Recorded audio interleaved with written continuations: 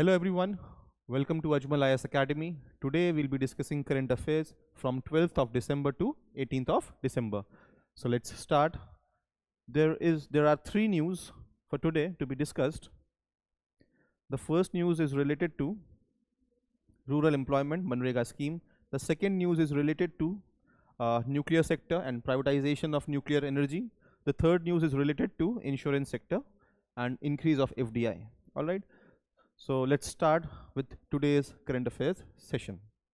The first news is related to rural employment, that is Manrega scheme, which was previously known as Mahatma Gandhi National Rural Employment Guarantee Scheme, has been renamed and a bill has been introduced to restructure this scheme from Manrega to Viksit Bharat Guarantee for Rozgar and Ajivika Mission. All right, Viksit Bharat Guarantee for Rozgar and Ajivika Mission. The scheme Manrega was initially a demand-driven scheme. Demand-driven scheme means अगर कोई इंसान rural area में है और अगर वो work demand करेगा अपने लोकल पंचायत से, so the panchayat will have to provide work to that rural poor. ठीक है, तो ये था डिमांड. जब जब डिमांड की जाएगी जॉब्स की, एम्प्लॉयमेंट की, आपको एम्प्लॉयमेंट प्रोवाइड कराया जाएगा. ये रिस्पॉन्सिबिलिटी रहेगी लोकल गवर्नमेंट की under MNREGA scheme. But the recent restructuring in the scheme has made it a supply driven scheme. Supply driven scheme का मतलब ये है कि सेंट्रल गवर्नमेंट एक सर्टेन अमाउंट ऑफ फंड्स किसी स्टेट गवर्नमेंट को अंडर मनरेगा अलोकेट कर देगी एंड उसी के हिसाब से उन्हीं फंड्स को देखते हुए लोकल गवर्नमेंट जॉब्स प्रोवाइड करेगी, एम्प्लॉयमेंट प्रोवाइड करेगी टू रूरल पुअर. जितना फंड्स होंगे उस हिसाब से जॉब्स प्रोवाइड की जाएंगी. So from demand driven to supply driven. Alright, fine. So let's move forward and see the main differences. Manrega was based from a law, Manrega Act. ठीक है, तो वो एक statutory backing थी मनरेगा एक्ट की. इसकी भी एक statutory backing रहेगी, but it has been linked to long term development plan of government of India.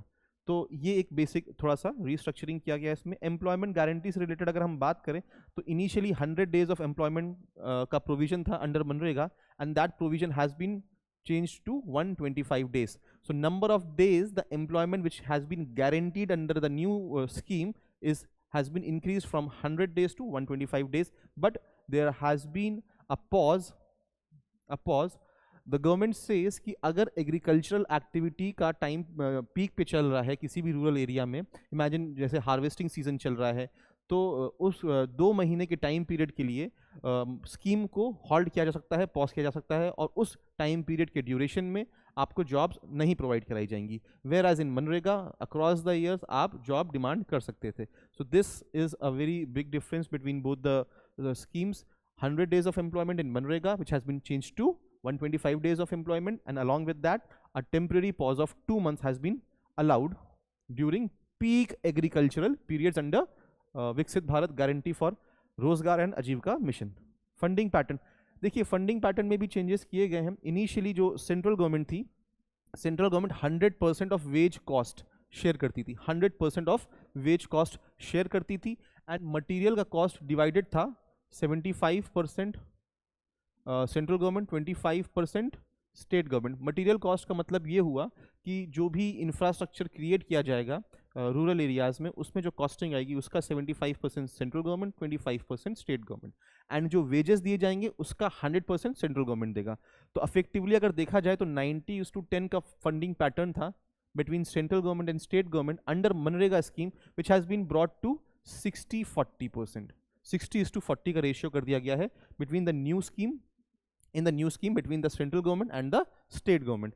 तो बेसिकली कहीं ना कहीं स्टेट गवर्नमेंट के ऊपर ज़्यादा बर्डन पड़ेगा, ज़्यादा उनको पैसा यूज़ करना पड़ेगा अपना खुद का स्टेट रेवेन्यू का स्कीम को चलाने के लिए compare to before conditions.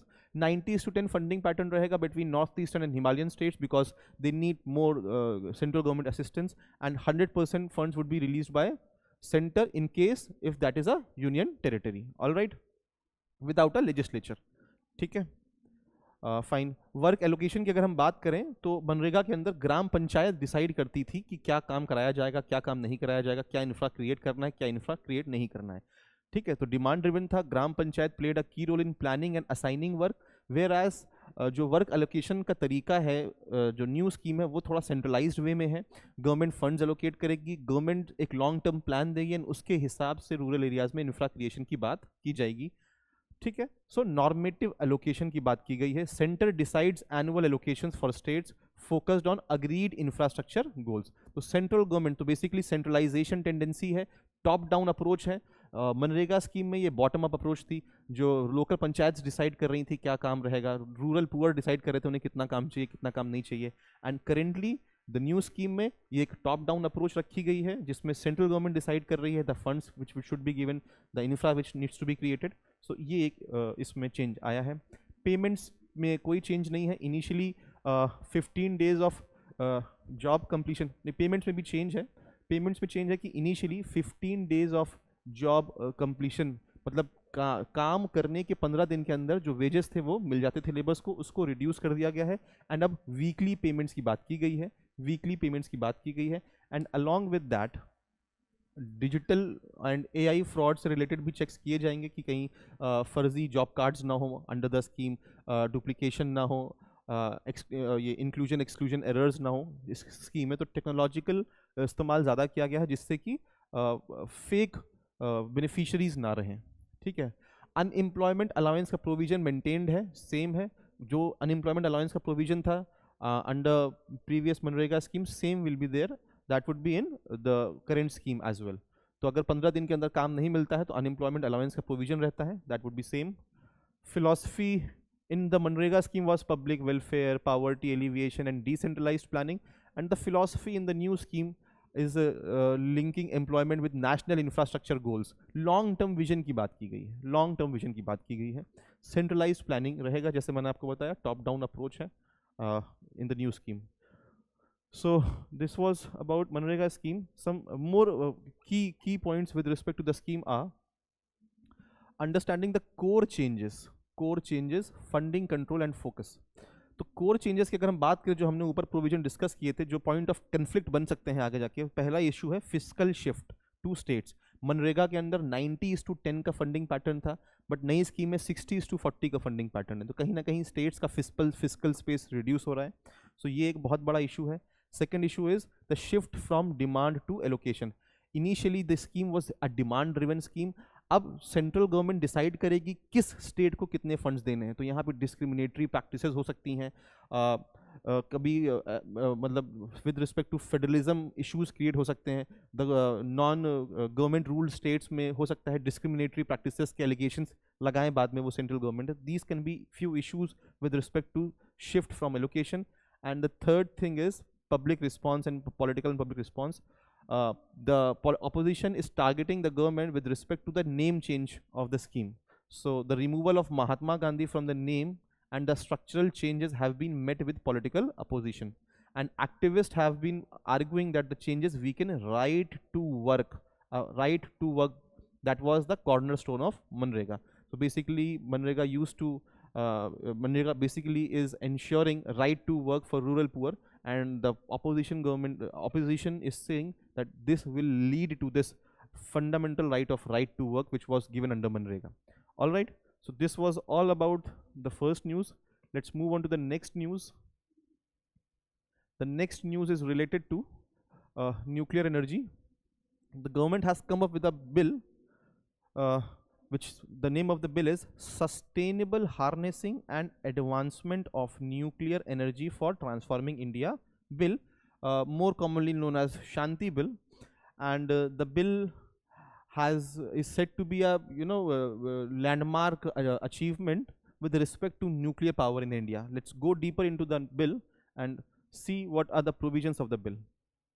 All right,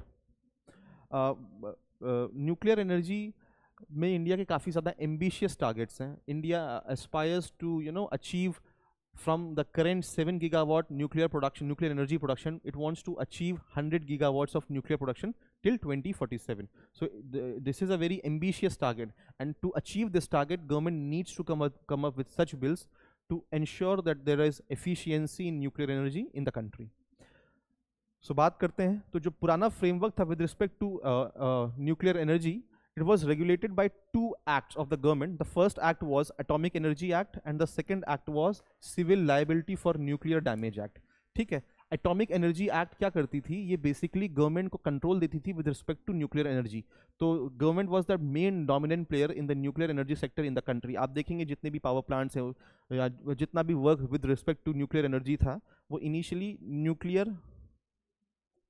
nuclear power corporation nuclear power corporation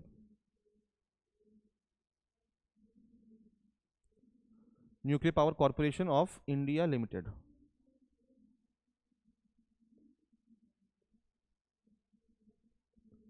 तो बेसिकली एनपीसीआईएल जो ऑर्गेनाइजेशन था गवर्नमेंट का, that was the only organisation under this act which was supposed to work under nuclear energy in the country, and this act has been repealed.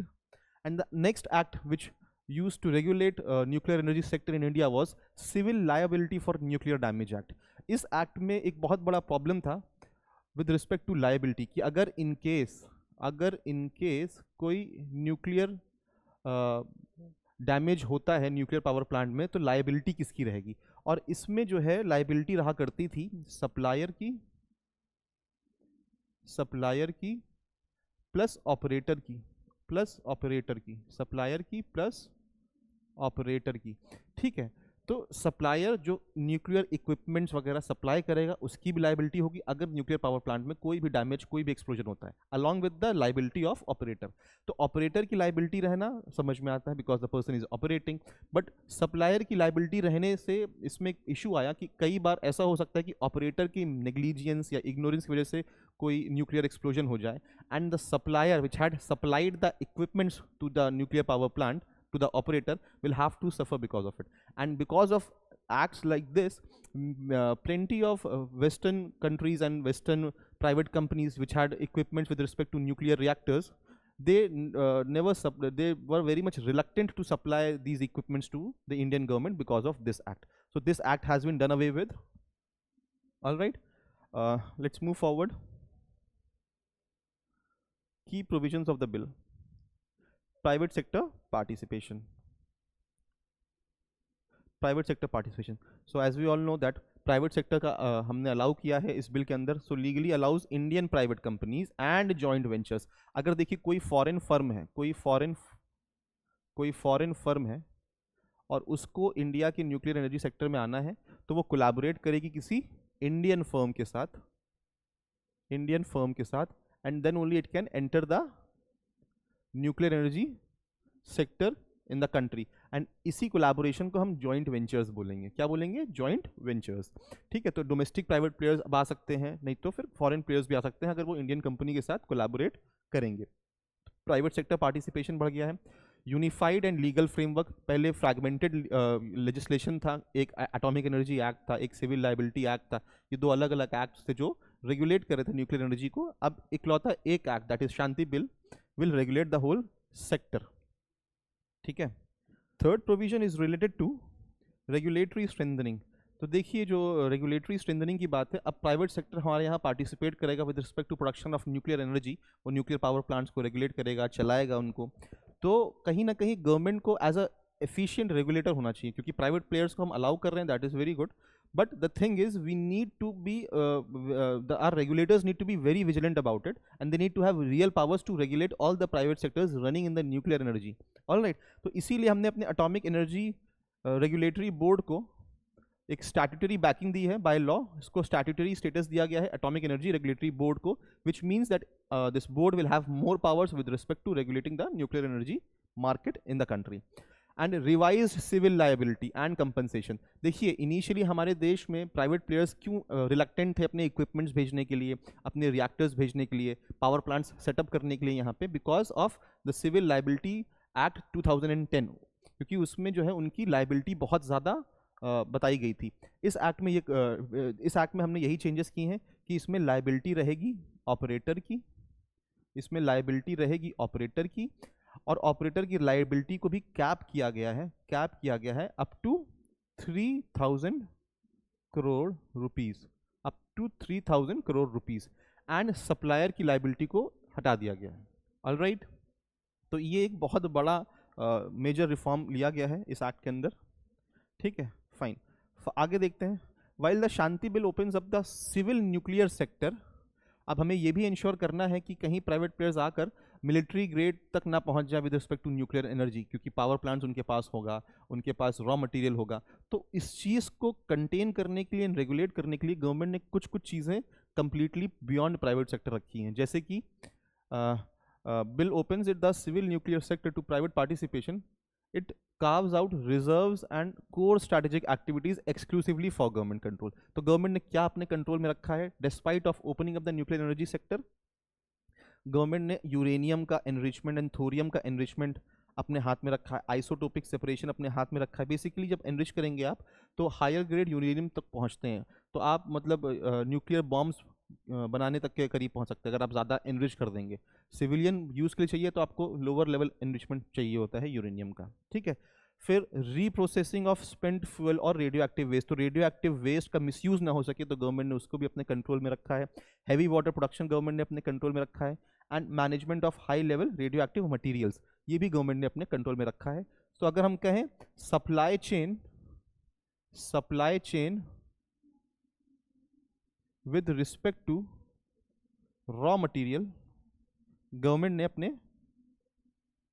अपने control में रखा है, ठीक है, गवर्नमेंट कंट्रोल। इससे क्या होगा कि मिसयूज नहीं हो पाएगा radio active material. Alright, fine. So now let's move forward. अब देखते हैं कि शांति बिल गेम चेंजर कैसे हैं। गेम चेंजर ऐसे भाई, इंडिया की हैवी डिमांड्स है, क्लीन एनर्जी करना है, ग्लोबल वार्मिंग हो रहा है, तो हमें डेवलप भी करना है। We need good amount of energy but we need renewable and clean energy. So nuclear energy is said to be a very cleaner source of fuel and it can give us good amount of alternate source with respect to polluting sources of energy like coal and petrol।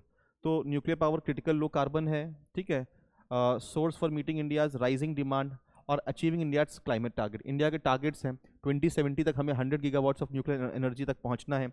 2047 तक हमें net 2070 तक हमें this thing by 2070 we need to achieve net zero carbon emission, and by 2047 we need to achieve 100 gigawatts of nuclear energy। तो ये तो हमारे ambitious targets हैं, तो इसको fulfill करना है अगर हमें, तो clean energy के goals को अगर fulfill करना है we need nuclear energy। along with this, अब जैसे हमने लाइबिलिटी फॉर सप्लायर कम कर दी है और हमने अपने न्यूक्लियर सेक्टर को खोला है, न्यूक्लियर एनर्जी सेक्टर को, तो बहुत सी फॉरेन फर्म्स ऐसी होंगी जो इंडिया में इन्वेस्ट करने को रेडी हो जाएंगी with respect to nuclear power. So necessary foreign exchange reserves की अर्निंग होगी, एम्प्लॉयमेंट जनरेशन होगा and plenty of other stuff like this.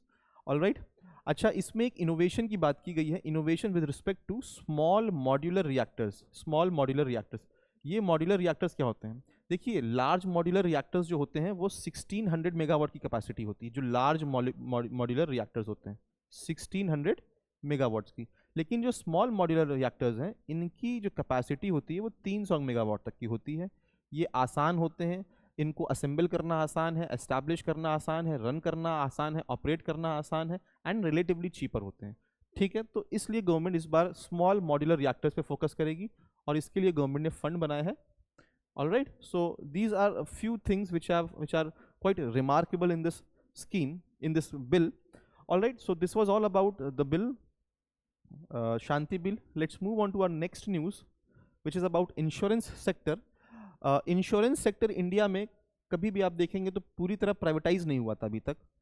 Insurance sector में अगर आप कंपनीज का नाम देखोगे तो आप देखेंगे ICICI प्रूडेंशियल, ठीक है, तो इसमें ICICI प्रूडेंशियल, इसमें ICICI क्या है? ये एक बैंक है, प्रूडेंशियल ये एक बाहर की कंपनी है जो इसके साथ कोलैबोरेट करके इंडिया के इंश्योरेंस सेक्टर में काम कर रही है।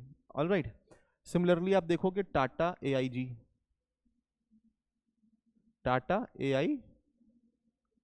तो टाटा इंडियन कंपनी हो गई और AIG हांगकांग की बेस्ड फर्म है। तो ये मसला इसमें ये है कि गवर्नमेंट जो अलाउ ही नहीं कर रही थी कि कंप्लीटली कोई फॉरेन कंपनी आकर इंडिया में इंश्योरेंस सेक्टर में काम करे, बट अभी रिसेंटली जो दिस न्यू बिल, सबका बीमा सबकी रक्षा बिल 2025, इसने फॉरेन फर्म्स को अलाउ कर रखा है कि वो कंप्लीटली 100% इंडिया में आ सकती हैं और बिना किसी इंडियन कंपनी से कोलैबोरेट करके वो अपनी खुद की फर्म खोल सकती हैं with respect to insurance sector, and insurance companies चला सकते हैं इंडिया में। ऑलराइट, तो ये वो बिल है जिसने इसको अलाउ किया है। So the bill aims to transform India's insurance industry by modernizing its legal framework, boosting investments, and expanding coverage to achieve the national goal of insurance for all by 2047। तो देखिए इसमें अब since अब बाहर की companies को Indian company से type करने की ज़रूरत नहीं है, तो नेसेसरीली बाहर की बहुत सारी फर्म्स इंडिया में आएंगी एंड बिजनेस करने की कोशिश करेंगी। इससे जो हमारे देश में जो इंश्योरेंस फर्म्स है जो इंश्योरेंस दे रही हैं उनके बीच में कंपटीशन पैदा होगा, कॉम्पिटिटिवनेस आएगी। सो प्रीमियम के रेट्स डिक्लाइन करेंगे, इंश्योरेंस के रेट्स डिक्लाइन करेंगे, ज़्यादा कवरेज किया जाएगा, ज़्यादा लोगों तक पहुंचने की कोशिश की जाएगी ताकि ज़्यादा लोगों तक इंश्योरेंस पहुंच सके। So this is a bill which can be very much helpful for India's insurance penetration. Insurance penetration का मतलब है कि कितने लोगों ने इंश्योरेंस करवा के रखा है अपना। हमारे देश में अगर आप बात करेंगे इंश्योरेंस पेनिट्रेशन बहुत कम है, it's somewhere around 4% of GDP, whereas in developed countries the insurance penetration is 12% of GDP। तो हमारे यहाँ जो सिटीजन्स हैं उनके अंदर जो एटीट्यूड है that is not positive with respect to getting insured. Alright, तो ये बिल उस चीज़ से रिलेटेड है। प्रीमियम का मतलब होता है कि the amount of money you give to a firm to get insured for a certain amount of money. जैसे कि अगर आप हेल्थ इंश्योरेंस करा रहे हैं और उसमें आपको 5 लाख रुपए तक का इंश्योरेंस चाहिए, तो इस 5 लाख रुपए तक के कवर के लिए आप कितना प्रीमियम दोगे, कितना अमाउंट पे करते हो उस फर्म को 1 साल के लिए, तो that is called the premium. Alright, fine, आगे देखते हैं decoding the major reform. So 100% FDI allowed है।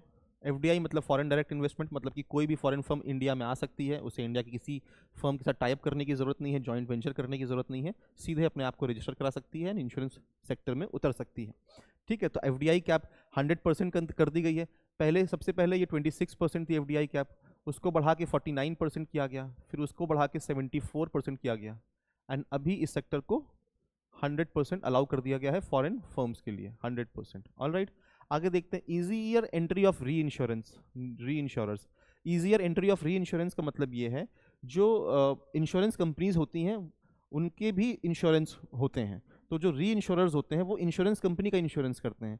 तो पहले क्या था, जो री इंश्योरेंस के लिए जो उनकी कैपेसिटी मांगी गई थी इंडिया में कि वो कितनी स्ट्रॉन्ग फर्म होनी चाहिए, तो उसकी जो कैपेसिटी थी विद रिस्पेक्ट टू फंड्स, उस रिक्वायरमेंट को रिड्यूस कर दिया गया है।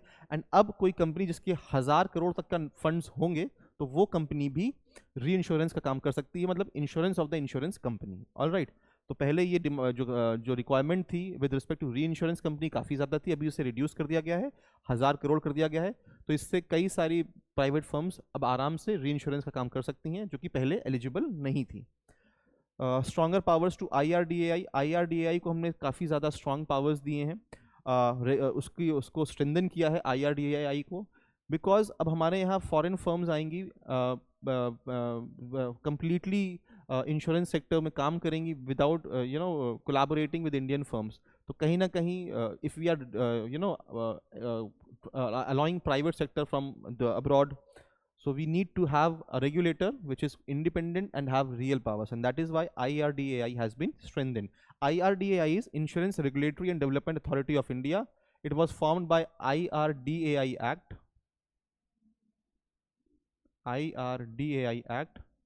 1999 and it is under Ministry of Finance. All right, LIC को हमने ज़्यादा ऑटोनॉमी दी है इस सेक्टर में टू टेक डिसीजंस। जो हमारा PSU है, की इश्यूज़ क्या है, इसमें एक लिमिटेशन है इस बिल में कि कंपोजिट लाइसेंस का प्रोविजन अभी भी इंक्लूड नहीं किया गया है। कंपोजिट लाइसेंस का मतलब ये है कि एक इंश्योरेंस कंपनी लाइफ इंश्योरेंस भी दे सकती है, हेल्थ इंश्योरेंस भी दे सकती है, मोटर इंश्योरेंस भी दे सकती है, व्हीकल इंश्योरेंस भी दे सकती है, ऑल दीज थिंग एक साथ एक लाइसेंस लेने से। तो अभी गवर्नमेंट ने सिर्फ इसका कंपोजिट लाइसेंस वाला कॉन्सेप्ट नहीं लेके आई है। सो अगर कोई इंसान लाइफ इंश्योरेंस देना चाहता है तो उसको उसके लिए अपना लाइसेंस लेना पड़ेगा, कोई इंसान हेल्थ इंश्योरेंस देना चाह रहा है तो उसको अलग लाइसेंस लेना पड़ेगा। सो दैट इज़ वन की लिमिटेशन ऑफ द बिल। ठीक है, आगे देखते हैं इसके बारे में। मर्जर्स एंड एक्विजिशंस अब आराम से हो सकते हैं, फर्म्स मर्ज कर सकती हैं विद फर्म्स जो इंश्योरेंस बिजनेस में ना हो। कोई भी टेक्नोलॉजिकल फर्म किसी इंश्योरेंस फर्म के साथ कोलैबोरेट कर सकती है, ज़रूरी नहीं कि दो इंश्योरेंस फर्म ही आपस में कोलैबोरेट करें। ऑलराइट, ठीक है। बिटवीन मतलब mergers are permitted between insurance and non insurance companies. Commission को रेगुलेट करेगी, IRDAI को ज़्यादा पावर्स दी गई हैं पहले से, सो अब IRDAI जो है बेहतर तरीके से रेगुलेट कर सकती है, एंड वो कमीशन को भी रेगुलेट करेगी कि जो इंटरमीडियरी हैं, जो इंश्योरेंस फर्म्स हैं, जो कमीशन एजेंट्स हैं, जो LIC एजेंट्स हैं, इनके कितने क्या कमीशन इनका रहेगा। डेटा प्रोटेक्शन की बात की गई है, क्योंकि देखिए जब आप इंश्योरेंस कराते हैं अपना हेल्थ का डेटा, बैंक डिटेल्स, नाम, आधार, सब कुछ आप फर्म को देते हैं, तो कहीं इसका मिसयूज़ ना हो जाए, तो इसलिए भी जो फर्म्स इंश्योरेंस सेक्टर में हमारे यहाँ काम करेंगी, they will have to comply with digital personal data protection act. Alright, फिर उसके बाद फाइनेंशियल स्टेबिलिटी को मेंटेन करने के लिए कहा गया है कि फर्म्स को जो भी प्रीमियम मिलेगा इंश्योरेंस करने में, तो उस पैसे को वो हमारे देश में ही रखेंगे और उस पैसे को बाहर लेके नहीं जा सकते हैं। सो provision mandates that all premiums collected in India must be retained within the country to ensure financial stability. And the next provision is repeal of obsolete laws. ठीक है, तो गवर्नमेंट ने बहुत सारे पुराने इंश्योरेंस से रिलेटेड लॉस को repeal कर दिया है। ठीक है, so this were the 3 news with respect to current affairs, important current affairs of the week. अगर हम बात करें एक समरी की, तो हम बात करें तो स्ट्रैटेजिक लिबरलाइजेशन हमारे देश में हो रहा है with respect to nuclear energy. Fiscal federalism में इश्यूज आ रहे हैं, क्योंकि गवर्नमेंट जो है, सेंट्रल गवर्नमेंट है, स्टेट गवर्नमेंट के ऊपर ज़्यादा बर्डन डालना चाह रही है विद रिस्पेक्ट टू फंड्स, जैसा कि हमने मनरेगा स्कीम में देखा जो भी चेंजेस हो रहे हैं। And next is regulatory modernisation. Regulatory modernisation की बात कर रहे हैं हम, अपनी बॉडीज़ को, atomic energy regulatory board, insurance regulatory development authority of India, all these bodies को हम स्ट्रेंथन कर रहे हैं कि वो अच्छे से रेगुलेट कर पाएँ। तो government is taking a higher role in governance and taking a lower role in government, in running businesses. All right, fine. Insurance penetration, I have already told you, insurance penetration is the share of total insurance premiums in the GDP. It indicates the coverage, कितने लोगों ने insurance करा रखा है, उसी को हम बोलते हैं इंश्योरेंस पेनिट्रेशन। एक क्वेश्चन सॉल्व कर लेते हैं। विद रेफरेंस टू सबका बीमा सबकी रक्षा Bill 2025, consider the following statements. It allows 100% of FDI. Yes, it does. It mandates compliance with Digital Data Protection Act. Yes, it does. It abolishes the power of, no, it does not abolish the power. In fact, it increases the power of IRDAI. So, 2 statements are correct. First statement and second statement is correct. Third statement is wrong. And that was all for today. Thank you. Thank you very much.